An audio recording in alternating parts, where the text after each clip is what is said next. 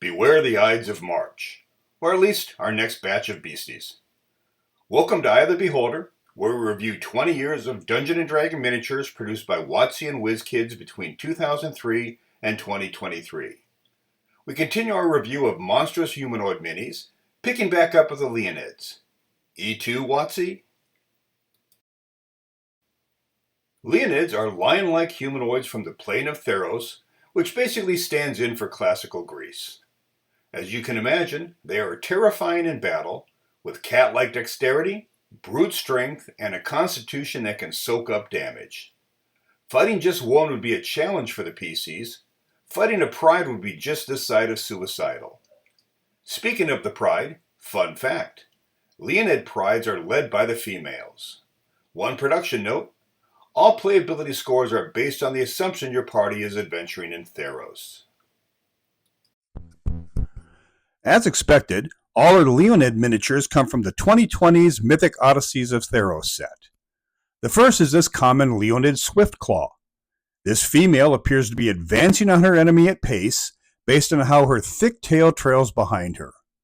Also trailing behind, but probably not for long, is this double-bladed battle axe ready to strike. Garbed quite colorfully in a striped blue and red tunic, I particularly like the golden belt and chain at her waists.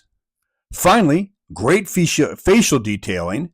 Note the tattoos below her eyes. Score: Paint 19, Pose 14, Playability 20, Pizzazz 22, for a score of 75.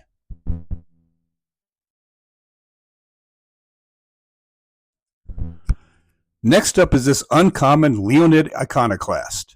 Another female. I'm guessing she is a mage of some type, or perhaps even a monk, which I imagine would be quite a dangerous opponent with her retractable claws. WizKids really went all out on their color choices for the Leonids. Perhaps the race favors a little flash. In this case, we get violet pantaloons with silver piping, and a matching skirt behind from which her tail curls to head height. Brown overtunic and leather and bronze armor complete the look. And again, we get some great facial detailing. This time it's the eyes. Score: Paint 25, Pose 14, Playability 20, Pizzazz 25, for a score of 84.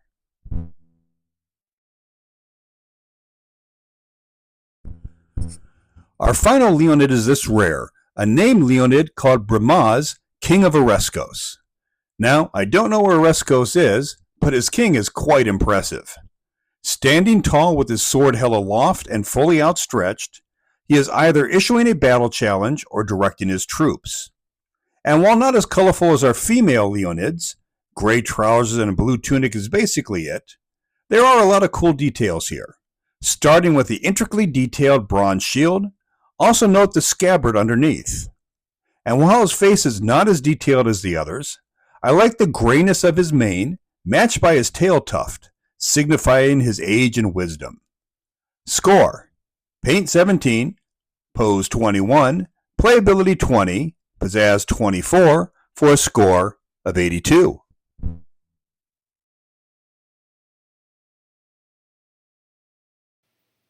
The Lokatha are small, fish-like humanoids who epitomize a live and let live philosophy, preferring to be left alone. They live in small, tight-knit communities for protection, as they have been enslaved by other races multiple times.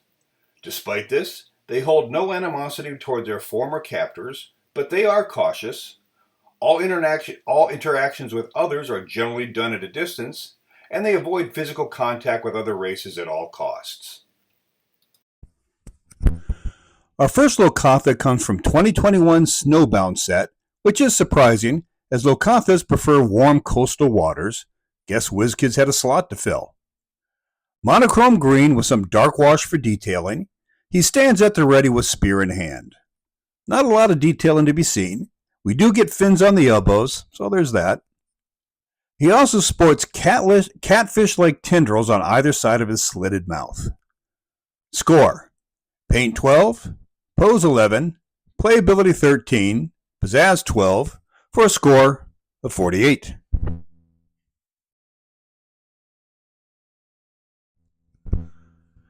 Now this makes much more sense.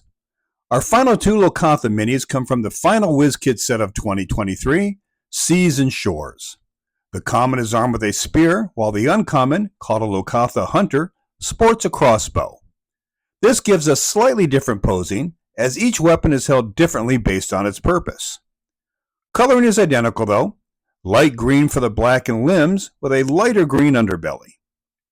Score: Paint 14, Pose 13, Playability 15, Pizzazz 14, for a score of 56.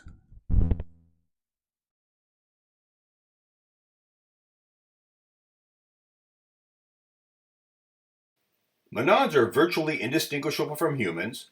Only a close inspection of their skin, which has a crystalline sheen, reveals their true nature. Natural scions with strong emotions which they can channel into a sonic shout, as well as other psionic powers specific to each individual. Our one and only Maned comes early in the Archfiend set of 2004. Meet Ragnara, Psychic Warrior. She is well covered to hide the telltale sheen, with only the arms and face exposed. Ragnara wears an interesting armor combination, leather on the sword side of the body, and scale on the shield side, most often where the enemy is. Well armed as well with a long sword in hand and a shield with blue sigil, coming to a sharp point that can probably do some damage as well. Dark blue cloak and scabbard on the back complete the look. Score: Paint 15, Pose 16, Playability 13, Pizzazz 15, for a score of 59.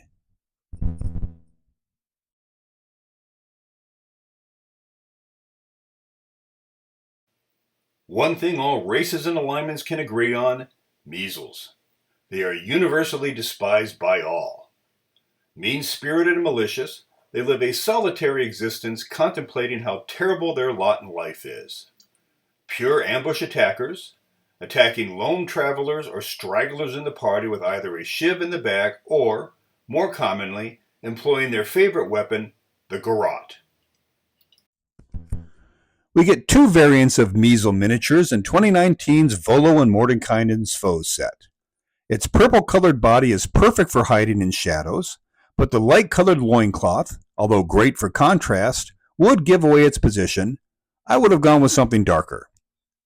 Black hair and spots of white for the toe claws complete the look. Again, pose is identical, crouched forward and ready to spring, with weapons again being the differentiator. The common wields a dagger, while the uncommon has his trusty garrote. Score: Paint 12, Pose 13, Playability 18, Pizzazz 13, for a score of 56.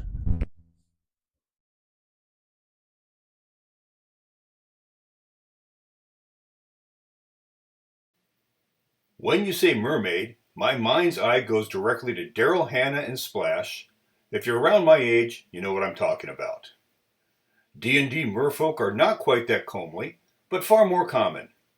Preferring temperate or tropical climes, merfolk tend to form communities around underwater caverns or coral reefs, and even sometimes creating underwater cities. Generally peaceful, they do enjoy interacting with the surface dwellers and have been known to play pranks on an unsuspecting adventuring party from time to time. We never got a WOTC merfolk, the first being this one from 2016's Monster Menagerie set.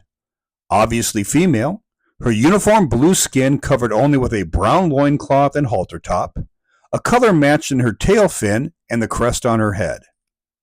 Unarmed, she is posed upright as if treading water, arms out and tail gently swaying back and forth. Or perhaps she is rising from the waves to parley with a group of PCs, hence the lack of weapons. Score: Paint 13, Pose 12, Playability 13, Pizzazz 13, for a score of 51.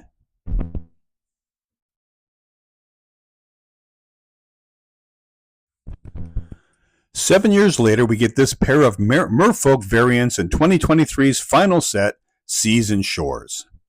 A female common armed with their traditional weapon, the trident, and an uncommon male called a merfolk scout wielding a saw-toothed longsword. Paint palettes are about the same for both. Dark blue skin under brown clothing, perhaps sealskin. Pose is slightly different, with the male having a bit more undulation to the body. We also get much better detailing on the bodies. Note the distinct scale pattern on the tails, each of which sports different tail spines. Score: Paint 14, Pose 16, Playability 16, Pizzazz 16, for a score of 62.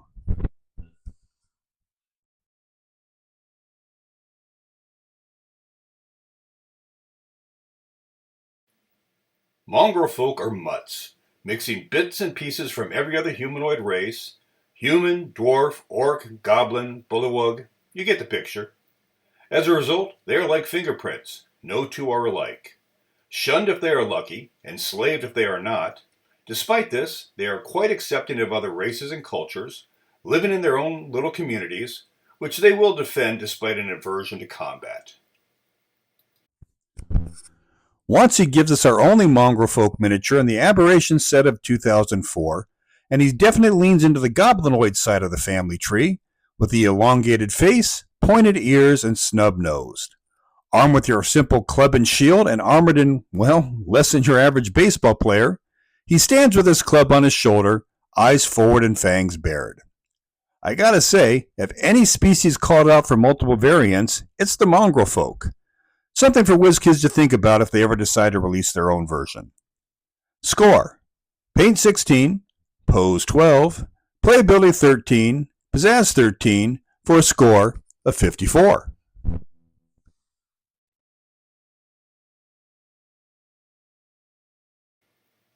Nagpa were once powerful elven mages who turned against their god and were turned into this as a punishment, forced to walk the material plane. Evil through and through, they are masters of arcane magic and, despite their hunchback appearance, are quite adept at close combat. Fun fact: Nagpas are basically immortal unless killed, and do not reproduce, so once the last one is finished, the world is shorn of their evil. Originally there were 13, no idea how many are left. Our only Nagpa miniature comes in 2023's Sand and Stone set, and of course, in WizKids' infinite wisdom, they made this ultra-rare creature a common. I have 4 of them, so basically 25% of the entire population. That being said, it is a very cool-looking mini, his hunchback covered in voluminous purple robes, and his vulture-like head atop a long gray neck. Armed with a wither staff, no spoilers, but try not to get hit by it, he appears to be captured mid-spell per the positioning of his offhand. Cool detail, we can see a peak of one clawed foot on the base. Score: Paint 19, Pose 17, Playability 7, Pizzazz 22, for a score of 65.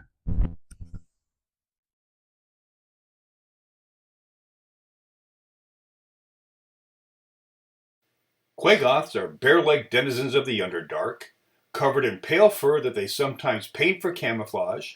They roam the Underdark looking for prey. Warlike and vicious, they have a particular hatred for drow, who enslave them whenever possible. Anything that passes through their territory is considered food, which they will try to ambush. Failing that, they will attack with berserker fury, with no concern for personal safety. WOTC gives us our first Quaggoth in 2006's War Drum set, and, spoiler alert, it's the best of the bunch. Pose captures it striding toward his enemy, crude axe in hand and murder in his heart. Despite the pale fur, the musculature of the creature is evident, nicely emphasized by the generous dark wash. And best of all, it's a common, so getting enough to create a Quaggoth raiding party should not be difficult. Score: Paint 18, Pose 15, Playability 18, Pizzazz 20, for a score of 71.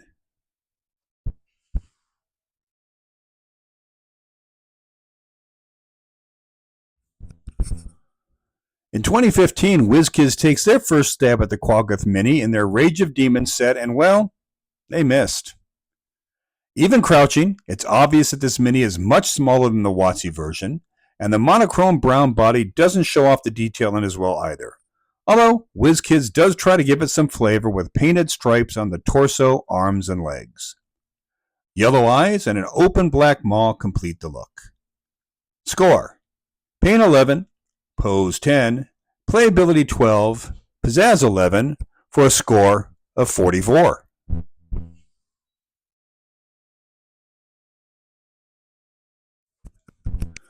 WizKids tries again with its Quaggoth in 2021 Snowbound set. Still not as good as the WOTC version, but leaps and bounds above the first offering. His tall stance really emphasizes the length of his arms, with the left actually planted firmly on terra firma. The pale blue fur has multiple white splotches, and while I don't know why the head and face is brown, I like it. Score: Paint 16, Pose 15, Playability 15, Pizzazz 14 for a score of 60.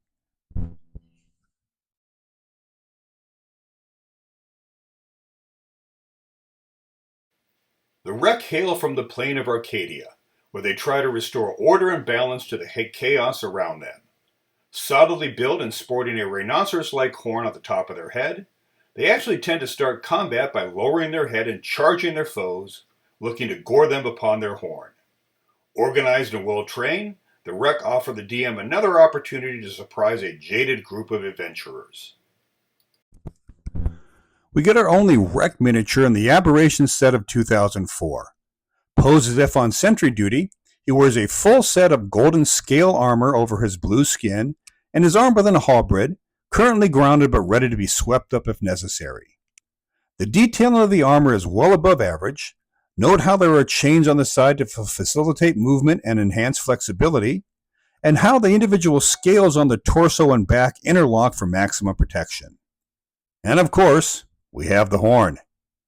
Score: Paint 20, Pose 13, Playability 13, Pizzazz 16 for a score of 62.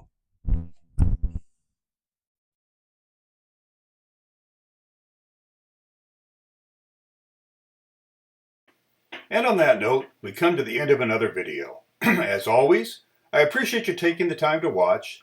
Please feel free to leave a comment. Next week, I the Beholder will take on the S's from Sahagin to Swordwing. So, until next time,